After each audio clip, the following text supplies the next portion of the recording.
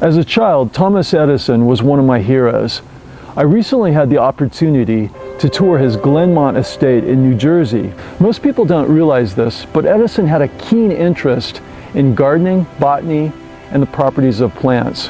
One of his major pursuits was to find a domestic source of rubber during the First World War. Edison's Glenmont estate has an impressive greenhouse, which I was able to explore. Several of its plants I'd never seen before. The most amazing one is at the end of this video.